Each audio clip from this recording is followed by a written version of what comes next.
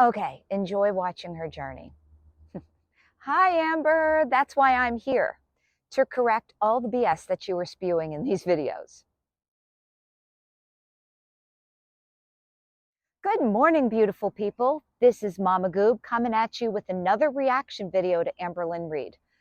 Look, I'm not trying to be an Amberlynn Reid reaction channel, but I can't help but react to her latest video. So my general morning routine is to wake up, but still lay in bed while I check my emails and see what's happening on the Twitters. And I stumbled upon two weight-related tweets. I'm going to make a quick short on the other one later, so stay tuned. Anyway, as I was emerging from myself from a restorative sleep, I happened upon a tweet by Mo Translates with a clip from Amberlynn's latest video, where she's saying that she won't go back on Ozempic because it's in short supply and diabetics can't get the drugs. So I'm like, oh, heck no. And I had to come on here and offer my 2 cents, even though no one asked. As always, this is just my opinion. I'm not a doctor, I'm not a lawyer, or even a financial advisor. I come at this as a 40-something mom who's been morbidly obese, had surgery, and changed my life. I want nothing but the best for Amber and everyone else suffering from morbid obesity. I want people to learn from her mistakes and my mistakes too. This video is sped up, and I've cut out portions of the video that aren't relevant for this discussion, such as her favorite food or her relationship with her girlfriend. So without further ado, let's get on with it. Guys, welcome to week 3 weigh-in. So I'm gonna be honest, this is one of them situations where I was thinking about ending the weigh-ins, the weekly weigh-ins, because I noticed that judgment is keeping me from being as open as I used to be. I know that there's always gonna be judgment, but I just feel like the level of judgment that I receive is off the charts. I've never seen anything like it. Judgment. Once again, hun, both you and I know there's a steady paycheck there is a steady paycheck in it for you as you exchanged you being judged for money. If you can't really take it, get off YouTube. I'm here and I'm fully willing to take judgment for my opinions. But I balance the risk and reward, where in my experience, if I can help just one person, then I'm happy. So don't come on here and say that you are afraid of being judged, as this is disingenuous, just like the massive virtue signaling you are about to do. And once again, why does she look so upbeat and pleased while she says this? On any other YouTube video, any other YouTuber, like every YouTuber gets judgment, gets hate, etc. But like, it's just insane how bad mine is over things that are very common.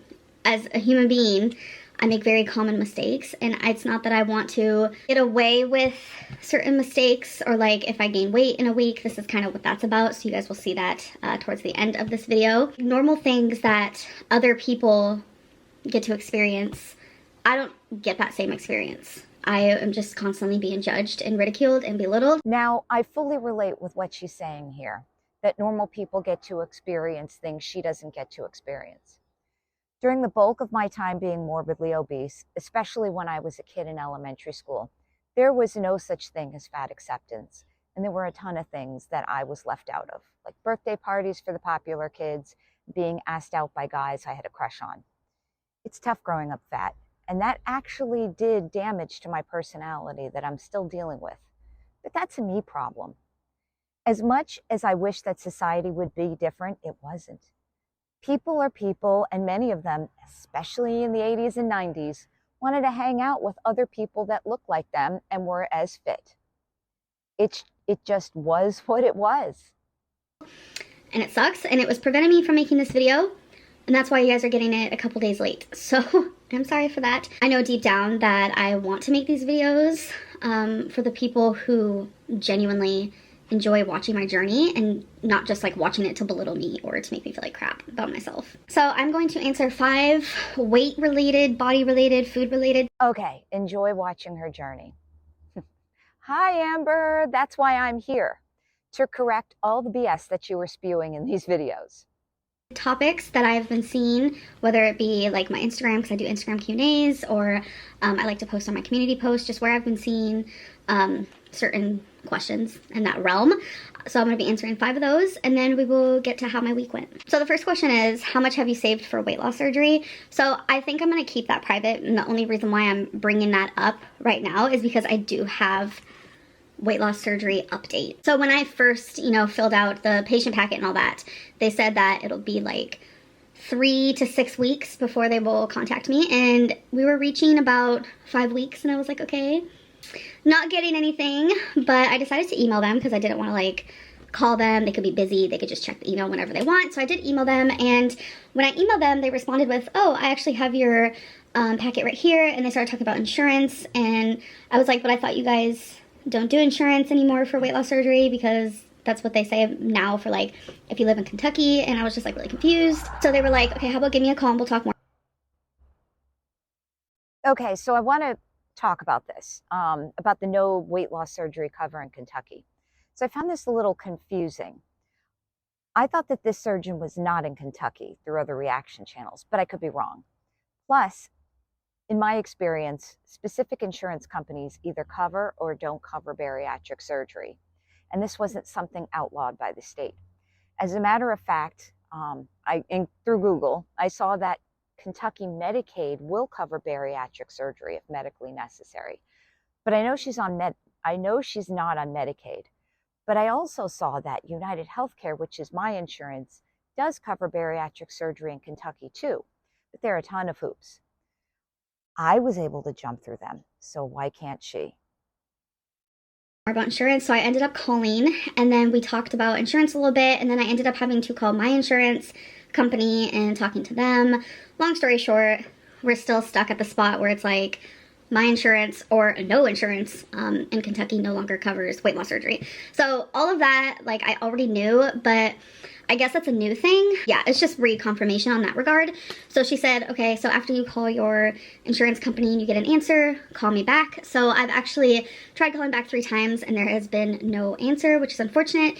And I also decided to just give her another email, and I said, my insurance doesn't cover, so I will be self-pay. So what is the next step? So that has all happened within the last 2 days. So now I'm just waiting for... So it's weird that she's calling her surgery center to say that insurance doesn't cover.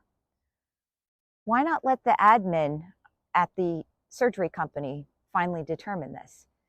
They're pros at insurance coverage and the ins and outs of the system. Amberlynn's new to insurance. She should have let them at the surgery center make the determination.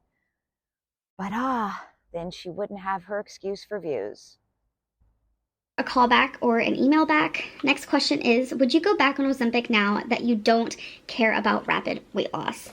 Honestly, no, because there is a massive Ozempic shortage, and people with diabetes who has been taking Ozempic for a while aren't able to get the medicine because it's now a new fad thing. I've heard through the rumor mill, whatever. I've heard that celebrities who are already thin is taking Ozempic. Why? Why? That's really weird. So I would not take Ozempic just because of the shortage. If the shortage was stopped and everyone was getting the medicine they needed, then we can re-talk about it. Third question is, do you have rewards planned for hitting your weight? VirtusignalLynn. Many drugs are in short supply in this economy. And it's sad for people who need them can't get them. By the way, Ozempic is not the only diabetes drug. There's metformin and there's other injectables out there to cover diabetes. She is in desperate need to rapidly lose weight. If Ozempic is too triggering for her, how about Wegovy? It's made by the same drug company and is exactly the same as Ozempic, but is made specifically for weight loss. I did a video of this, which I will link on a card. Loss goals.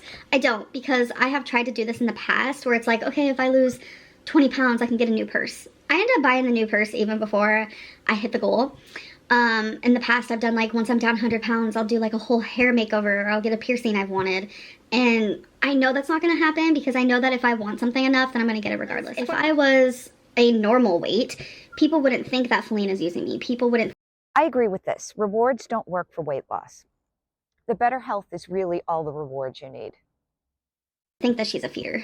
And it just sucks because it's like, it's pretty much proving that based on the number on the scale, you guys are making me feel like I'm not valued as a human, like I don't have worth. Making me feel. I hate that term. When I was inpatient for my ED, it was drilled into my head that no one can make you feel anything and that it was your own choice whether you felt something or not. Ah, old school thinking, personal responsibility. As a human, like I don't deserve love, or that someone can't find me attractive, or even just think that I have a good heart because of the number on the scale. And that is very, very fat phobic. And it also goes along the lines of like shallow. It's just like very shallow, it's disrespectful, and it just doesn't make sense because there are people.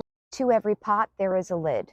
No one is saying that you should lose weight so more people can find you attractive. Out there who do not care about the number on the scale, and they find beauty in other things about me. Okay. Literally, it's a candy bar binge because I don't buy candy bars. Obviously, there are times where I would love a candy bar, but Feline is like, do you really need one?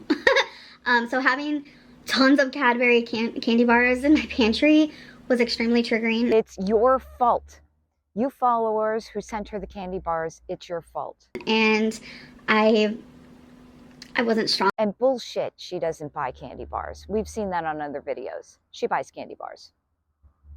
Long enough, and yeah, and to go back and forth, like one day do so good and next day do so bad, and just like that back and forth was wear and tear on my body. I will tell you that. Like my gallstones, I was feeling ill. I really truly was. And it's crazy because like I wasn't having much gallstone pain for like a few years. Like it was rare. And then ever since I took Ozempic and I was losing weight and I was losing more weight and I was down like 106 pounds, whatever. I don't know if like my gallbladder just like got triggered. And ever since then, it's like whenever I binge like really bad, I feel ill. And a lot of the times it doesn't happen. There are several different types of binges. Like the one that I have been having most is like the type where it's like I don't even get ill. I don't get full. I could eat so much and it's like never ending. How does my stomach expand that big? But I noticed after taking Ozempic and after stopping, I have just been getting like super sick. Gallbladder pain. There's so many natural remedies such as warm compress. Push through the pain, get down to a safer weight so you can get it removed. Ideally, while they're doing weight loss surgery. From binging, and it's like sometimes not even like me being sick like that stops me, because I mean that's the issue, you know, binge eating disorder. And a lot of people have been like, are you sure you're a binge eater, or are you just like addicted to food? And I'm like, can it be both? I don't really know. I know with trying to get weight loss surgery, I know I'm gonna have to see a psychologist, and this is a whole other subject because I already have one, but I'm not gonna be able to see the one that I have anymore, and I will explain that in a future video. I do not want to get into that right now because it actually makes me really sad. But by trying to get weight loss surgery, I am gonna have to see a psychologist who specializes in bariatric patients, and I think they're gonna be able to see more like what is really the issue. Is it binge eating? Is it food addiction? Is it both? And I think I'm really gonna take advantage of this whole weight loss surgery path I'm going on, because that is what I feel like is ultimately what is gonna change my life. And right now, obviously, I couldn't go into the knife. With the way that I binge, it's not gonna happen, because I need to be able to get in the right headspace and the right mind frame before I do that. And I don't know if that's gonna take me a couple weeks or a couple months or a year, I don't know, but we're gonna figure that out. The BED excuse again. She acts like that no one recovers from binge eating disorder. There was a recent study done where it was shown that weight loss surgery helps most people with BED. I will make a video on that soon. So as for my weigh-in, last week I was 514.6, this week I was 515.8. I was only up 1.2, and I think it's because I was going back and forth. One day I was doing great, next day I wasn't. One day I was doing great, next day I wasn't. If I would have had the whole week at a horrendous rate of just binging or like overeating or whatever, I would have been up so much more weight. So it's like, as much as the yo-yo of it all made me feel like crap, I'm almost grateful it was a yo-yo and not just like a full-fledged binge week, because that would have been very bad. So Yeah, I'm up 1.2. I should be down about 5 pounds. She's getting so stuck on the numbers game. Also, damn it, it's your fault she didn't make weight goal this week. Right now, if we're doing based on my goal here, or like a little over 4 pounds, I'm only down about 5 pounds. So I'm still like there where my goal needs to be. So I'm happy about that, but still, like, I could have done so much better. But those candy bars, they really did something. Fault. Anyways, that is the end of this video. I hope you guys enjoyed. I'm sorry that I'm coming on here with sad news, but it's just what I'm experiencing. And I just wanted to be open and honest with you guys, even though I really, actually, truly didn't want to, but I knew it was the right thing to do. But I will see you guys in the next video. Bye. Well, this concludes my video for the day, as I've said all I needed to say. I hope you share it, like, and subscribe. Catch you on the next one. Bye-bye.